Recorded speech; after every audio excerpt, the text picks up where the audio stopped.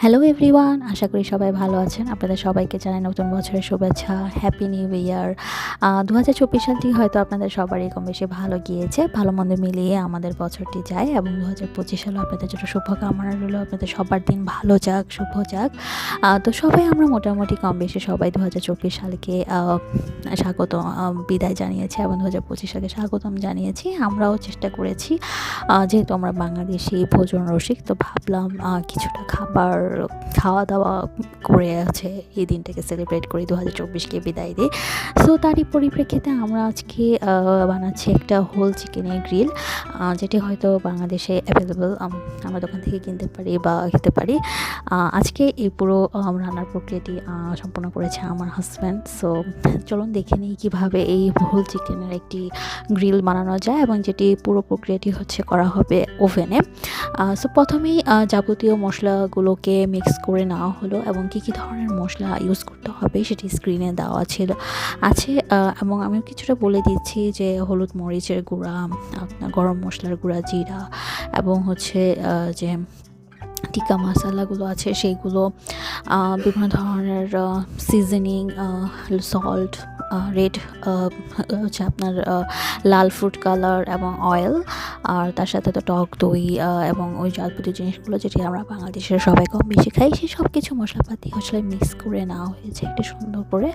এবং এখন ক্লিন করা হচ্ছে পুরো হোল চিকেনটি এবং তার মধ্যে খুব সুন্দর করে কাট করে নেওয়া হচ্ছে যাতে করে মশলাগুলোকে খুব ভালোভাবে এটার মধ্যে দেওয়া হয়।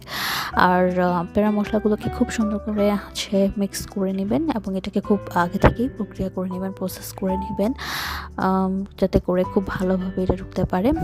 আর যদি আপনারা এরকম খুব ডিপ কাট করে নিতে হবে প্রত্যেকটা অংশ খুব সুন্দর করে, যাতে করে মশলাগুলো দিয়ে এটাকে খুব ভালো করে ম্যারিনেট করা হয়।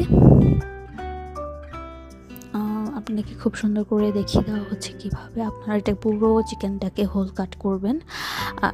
যেহেতু ফার্মের মুরগিতে বা ব্রয়লার চিকেনে একটু গোস্ত বেশি থাকে, সো সেহেতু খুব ভালো করে ডিপ কাট করে নিতে হবে এবং প্রত্যেকটা পার্টে খুব ভালো করে মিক্স করে নিতে হবে মশলাগুলোকে, যাতে করে প্রত্যেকটা অংশে এটা ঢুকে যায়।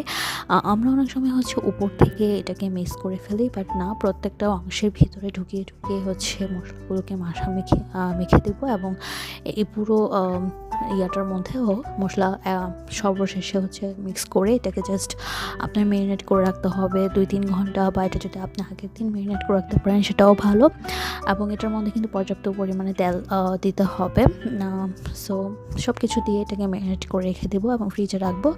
এবং এই পর্যায়ে আমরা তৈরি করে নিচ্ছি এই মশলাটা, যেটা আমরা প্রথমে কিছুক্ষণ কুক করার পরে এটাকে ব্রাশ করে দিব এবং শুরুতে ব্রাশ করে দেবো। এর মধ্যে বারবিকিউ সস, টমেটো ক্যাচাপ এবং কিছুটা বাটার গলিয়ে এটাকে একটা মিশ্রণ বানানো হয়েছে।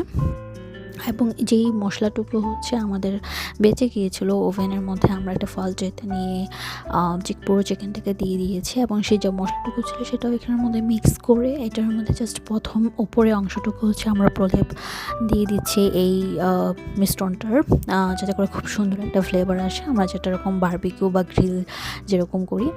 এবং কিছু বাটার কেটে এটার ভিতরে কিছু জায়গায় দিয়ে দিব, যাতে করে পর্যাপ্ত পরিমাণে তেলটা সোক করতে পারে এবং এটা জাস্ট একটু সফট থাকে। এবং এই পর্যায়ে ওভেনের টেম্পারেচার, যেহেতু এখানে ফারেনহাইটে, সো আমরা 450 টু 500 মাঝামাঝি একটা টেম্পারেচার সেট করে নিয়েছি। এবং ফার্স্ট হাফ 45 মিনিটের পর এটাকে বের করে সেই মশলাটিকে আবার দিয়ে দিব এবং পরবর্তী 45 মিনিট এটাকে কুক করবো এবং ফাইনালি এটি ডান। সো আশা করি ভিডিওটা আপনাদের ভালো লেগেছে। ভিডিও ভালো অবশ্যই লাইক, শেয়ার এবং সাবস্ক্রাইব করবেন। Thanks for watching.